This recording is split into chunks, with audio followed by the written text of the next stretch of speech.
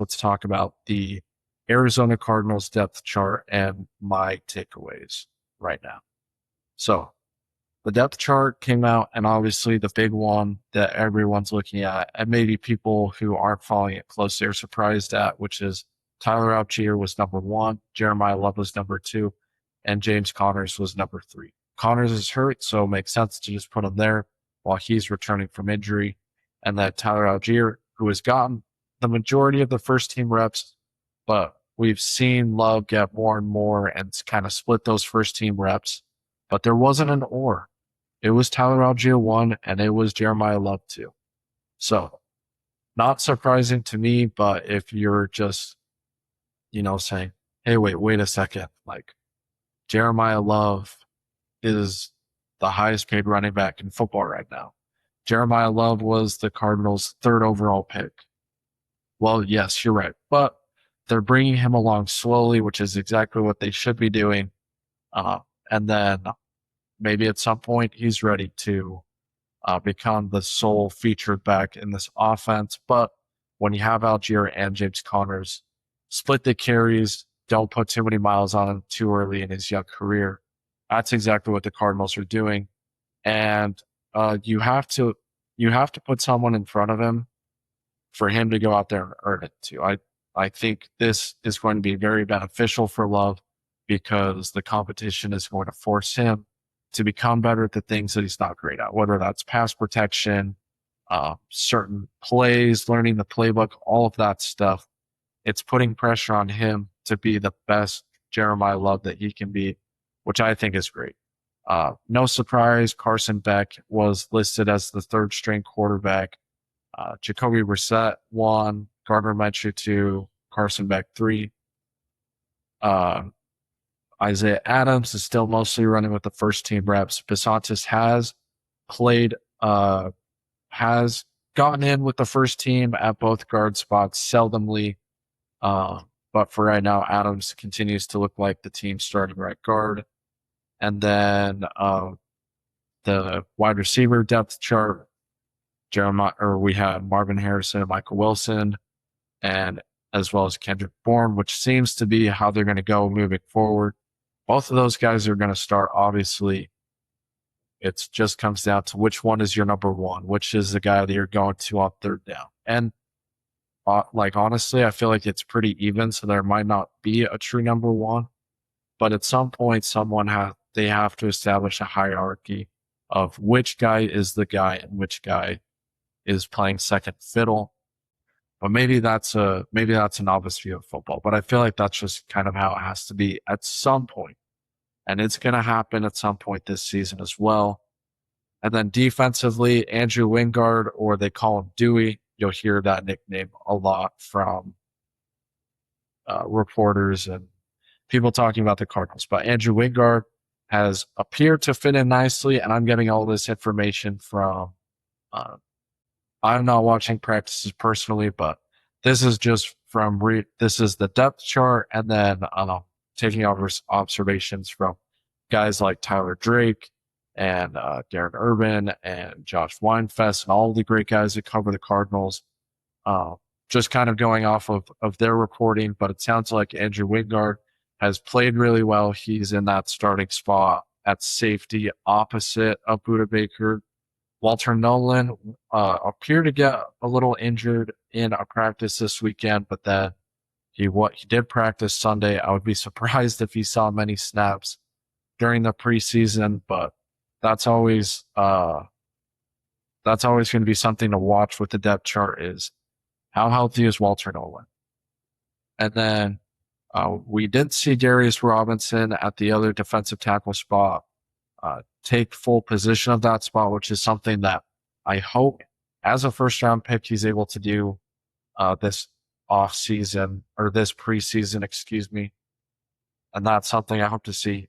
The biggest position player battle for the Diamondbacks right now is Max Melton or Denzel Burke for the cornerback spot opposite of Will Johnson. It's going to be interesting. Hopefully one of those two guys can prove that they are the second best corner on the team. But as we saw last season, Max Melton injury prone, Will Johnson injury prone. So it's likely that all of these guys are going to get a lot of reps at corner this year. And then the other one too is Garrett Williams isn't back from injury, so we saw Sean Murphy Bunting um, slotted as that starting slot corner spot as well. But Garrett Williams will also play a role there.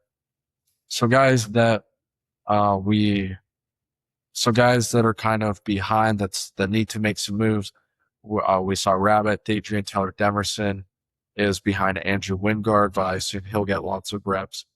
And then we'll also see some of the other corners like Starling Thomas maybe play their way into a backup role as well. But that's where the Cardinals depth chart is at. So everything appears to be coming along nicely, or at least as nice as it can. 14 trying to win 3.5 games. Only one major injury. Pulsifier was hurt his foot, and he is out for the season, unfortunately. So, but outside of that, everything's coming together so far. We've seen this through training camp so far. This Cardinals team has a heavy focus on running the football and then playing off of that, which is going to be a huge positive down the line if LaFleur is able to, prove that he has the bones to coach and can be here for a long time and be a long-time Arizona Cardinals coach. That would be fantastic. And it's good to see that they're establishing their identity as a running team and then hopefully build the pass off of the run, which is going to be really exciting. Some of the negative takeaways that we've seen from Cardinals training camp is that the offensive line has just overall had some struggles keeping guys out of the backfield, both in pass protection and moving guys up front in the run game. It will be interesting to see who or if they make any adjustments or if it's really truly just a talent problem. And this team just doesn't have the talent to be a good offensive line anymore, which is unfortunate because of a couple of years ago, they were one of the better offensive lines in football. But we're going to continue to see, hopefully, this offensive line develop under Mike LaFleur and this offense get dialed in because they do, like we said before, have the skill position talent to make that happen. A couple notes from Sunday's practice was that Jacoby Brissett threw a couple interceptions at the end of practice. One to Cody Simon, and the other, I believe, was to Sean Murphy Bunting. So it seems like Jacoby Brissett isn't coming along as quickly as we would like him to. He hasn't been dominating the football or dominating practices yet. But the good news is that he and Trey McBride still have great chemistry, and that's been showcasing itself all throughout training camp. I am super excited to watch the Hall of Fame game this week. Even if we don't see many of the Cardinals' best players out there, it's football, and I can't wait. And if you're watching this and you're a big football fan, it's football. We can't complain about it at all. Cannot complain about it at all. And it's the week of Larry Fitzgerald. On Thursday, I'll have a segment prepped about Larry Fitzgerald, ready to go. And I'm super excited about that. One last thing that I should hit on is if you read the Tyler Drake article about acquiring Baker Mayfield, here's basically what it says if you haven't. Baker Mayfield and the Buccaneers are at odds about a new contract. So Baker has 1 year left on his deal remaining.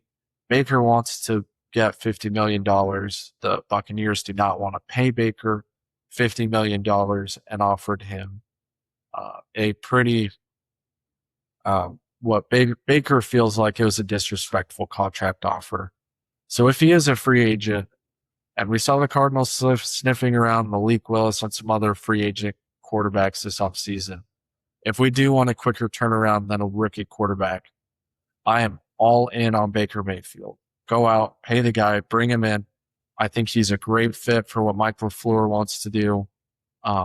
Mike LaFleur, I believe, coached him when Baker was at the Rams. Maybe that was before his time. But Baker is one of these guys who's super smart, can get the ball out quick, very strong arm. If Baker Mayfield is an Arizona Cardinals quarterback, I would love that, especially because you have the leadership factor there as well. So if that's something that the Cardinals can do next offseason, because they're going to have a ton of cap space next offseason, bringing in Baker Mayfield should be at the top of their priority list. And then if you do have a top 3 pick, then you go out there, you get Jeremiah Smith. And you have Jeremiah Smith, Marvin Harrison, Michael Wilson, Jeremiah Love, Tyler Algier. That's a heck of a skill position room. And don't forget to throw in Trey McBride. You put Baker with those weapons, and hopefully you can improve the offensive line either in free agency or later in the draft. I mean, you're talking about one of the best offenses in the NFL next season if you're able to go out and acquire Baker Mayfield and Jeremiah Smith in the draft. If you're a Cardinals fan, tanking wouldn't be the worst scenario if they were able to get or follow that exact path.